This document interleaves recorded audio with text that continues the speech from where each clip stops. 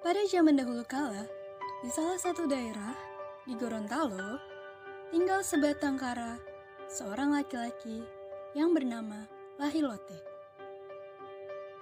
Dia memiliki kegemaran berburu. Ia sering mengembara masuk hutan dan keluar hutan. Lahilote berperawakan tegap dan kemauannya kuat, sehingga ia selalu melakukan sesuatu agar keinginannya tercapai, bagaimanapun caranya.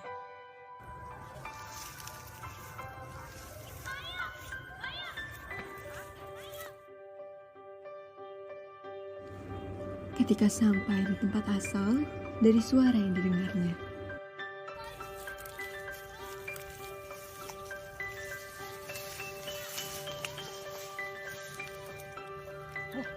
Ada cewek tuh.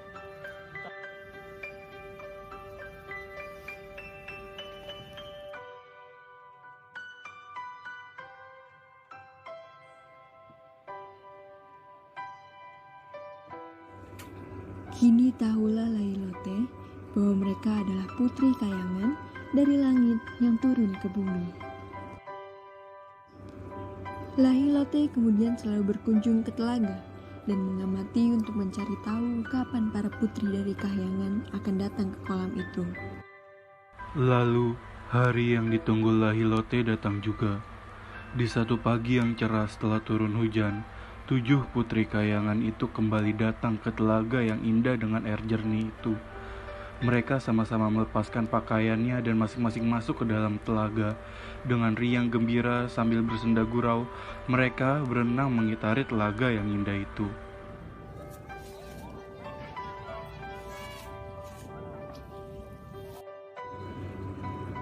Lahilote berusaha mencari cara untuk menahan salah satu putri kayangan untuk menjadi istrinya. Kemudian dengan kesaktiannya, ia mengubah diri menjadi seekor ayam hutan jantan, kemudian berjalan mendekati tempat tumpukan sayap para putri kayangan. Kemudian mencuri salah satu dari 7 sayap itu dan membawanya pulang untuk disembunyikan di rumah.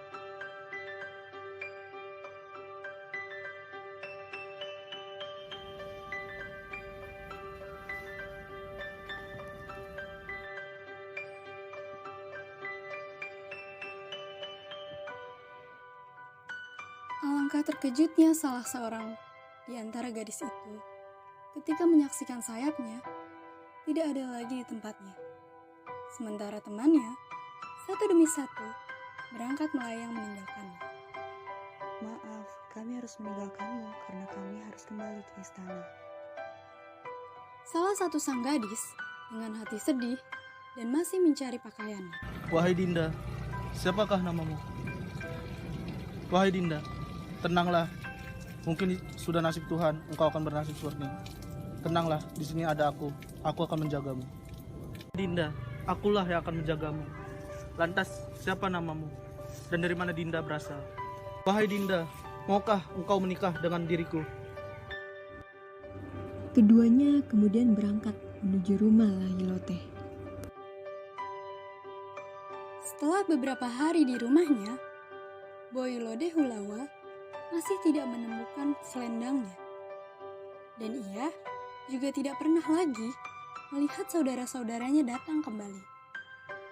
Lalu, Lahilote kemudian melamar Boylode Hulawa. Hai Dinda, maukah engkau menikah dengan diriku?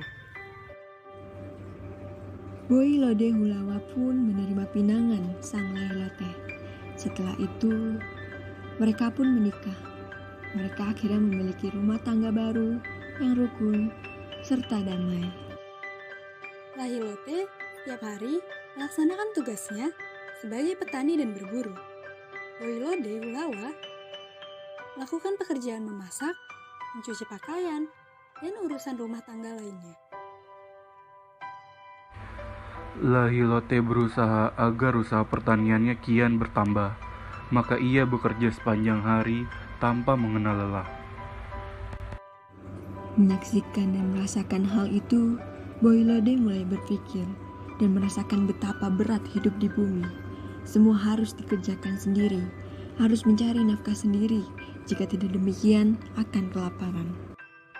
Seringkali ia teringat pada Kayangan dan sahabat-sahabatnya. Di Kayangan, ia tidak perlu bekerja karena semuanya sudah tersedia.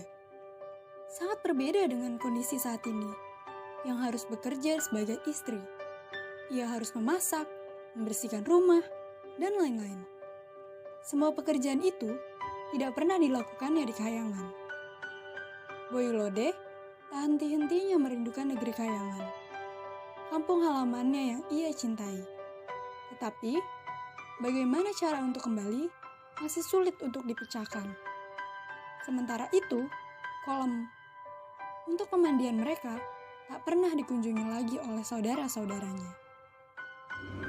Menyadari suaminya bekerja keras setiap hari, maka Boy Lode pun berusaha membantu meringankan beban suaminya.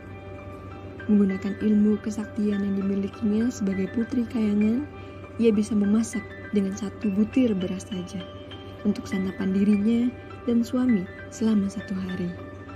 Hal itu pun terjadi tanpa diketahui Lailote, suaminya. Pada suatu hari, sang suami berpikir mengapa beras di lumbung padinya tak pernah habis, sedangkan ia dan istrinya selalu makan dengan cukup. Kemudian muncullah keinginannya untuk memperhatikan keadaan istrinya sehari-hari secara diam-diam. Bersambung. Dengan demikian, maka pesan moral yang dapat kita ambil dari cerita rakyat Gorontalo, Lailote dan Putri Kayangan adalah janganlah membuat susah sendiri ataupun orang lain. Serta ada baiknya kita selalu bersyukur atas apa yang telah diberikan Tuhan kepada kita.